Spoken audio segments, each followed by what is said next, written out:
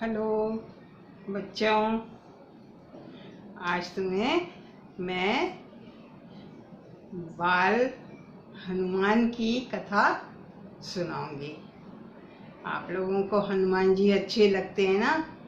रामलीला में भी जब हनुमान जी आ जाते हैं तो आप लोग एकदम खुश हो जाते हो, है ना।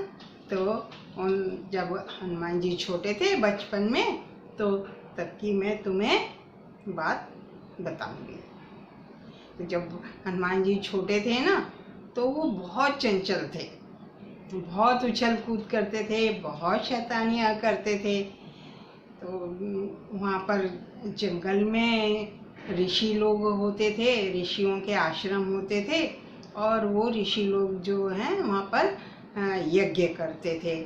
तो उन्हें यज्ञ के लिए शांति की ज़रूरत होती थी। अपने शांति से वो बैठ के यज्ञ करते थे। लेकिन जो हनुमान जी थे बचपन में, वो अपने और मित्रों के साथ मिलकर के बहुत शैतानियाँ करते थे। जैसे बच्चे करते हैं ना, तुम भी करते होगे।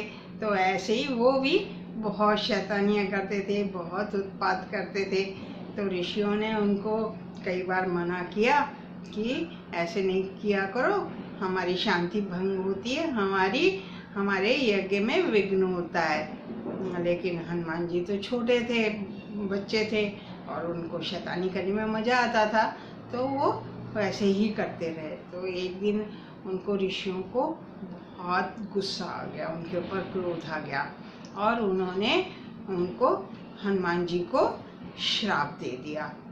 और उन्होंने ये श्राप दिया कि तुम बहुत उत्पात करते हो और बहुत चंचल हो, इसलिए तुम और बलवान भी बहुत हो, तो तुम लेकिन जब तुम्हें अपना बल को वो करने की, इस्तेमाल करने की जब ज़रूरत होगी जिस समय, तो तुम्हें उस समय तुम याद नहीं कर पाओगे कि तुम इतने बली हो और तुम उस काम को कर सकते हो।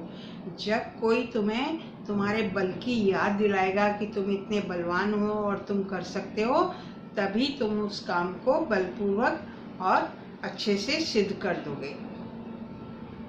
तो ये श्राप ऋषियों ने दे दिया हनुमान जी को।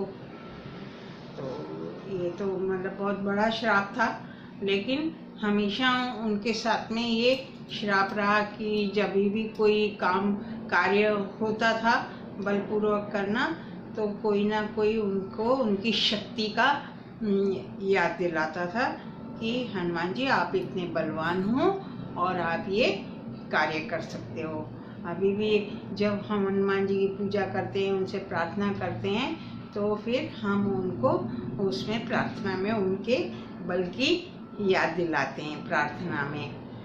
तो एक बार क्या हुआ कि जब वो छोटे थे, चंचल तो थे, और वो क्योंकि पवन के, हवा के पुत्र थे, तो वो हवा में उड़ सकते थे। तो वो एक दिन उनको ऐसे ही थोड़ी शैतानी सूझी, और वो उड़ते उड़ते उड़ते उड़ते ना बहुत ऊपर तक चले गए आसमान में, और उड़ते रहे और इधर उधर मस्ती करते रहे। तो उन्होंने देखा कि आसमान में कुछ बड़ी चमकीली सी पीली सी चीज़ दिख रही है। तो सूरज चमक रहे थे, सूर्यदेव चमक रहे थे। लेकिन उन्होंने सोचा, हनुमान जी ने, कि ये कोई बहुत अच्छा सा फल है, तो मैं और ऊपर उड़ के जाता हूँ और इसको फल को तोड़ करके लेकर के मैं खा लेता हूँ। तो वो और ऊपर उड़ते गए और ऊपर उड़ते गए, और उड़ते उड़ते वो सूरज के पास पहुँच गए। जब इंद्रदेव ने देखा कि ये बाल हनुमान जो हैं ऊपर उड़ते उड़ते जा रहे हैं, और जाकर के ये सूर्य को पकड़ के और खाने की कोशिश कर रहे हैं, तो इंद्र को बहुत गुस्सा आया। इंद्र के पास एक बहुत अच्छा हथियार है, उसको बोलते हैं वज्रायुध।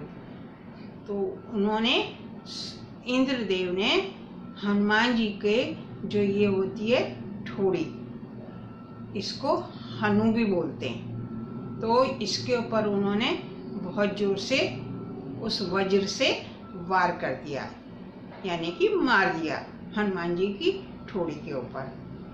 तो उनकी जो ठोड़ी थी वो सूज करके और वो हो गई और वो फिर नीचे आ गए। तो इस तरह से उनका नाम हनुमान भी पड़ा।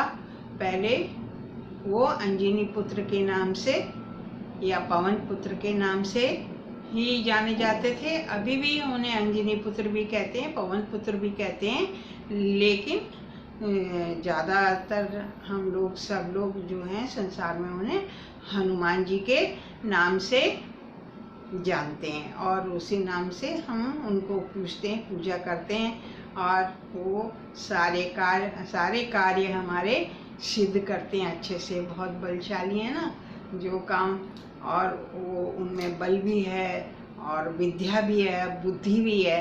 तो जो उनको मानता है, पूजा करता है, भक्ति उनमें रखता है, उनको भी वो बल, बुद्धि और विद्या देते हैं। तो हम हमेशा जब पूजा करते हैं तो यही प्रार्थना करते हैं हनुमान जी से कि बल बुद्धि विद्या देहु मोहि हरौ कलेश विकार। आप हमें बल और बुद्धि और विद्या दीजिए और हमारे सारे कष्टों को दूर करिए। तो ये मैंने हनुमान जी की कहानी बच्चों आपको सुनाई। आपको कैसी लगी? अच्छी लगी होगी तो आप लाइक करना और सब्सक्राइब कर देना, है ना, और दादी की कहानी सुनते रहना। अब मेरी कहानी चैनल का नाम चेंज हो गया है, स्टोरी सनशाइन। तो आप लोग स्टोरी सनशाइन के नाम से भी सर्च कर सकते हो। खुश रहो, सुखी रहो।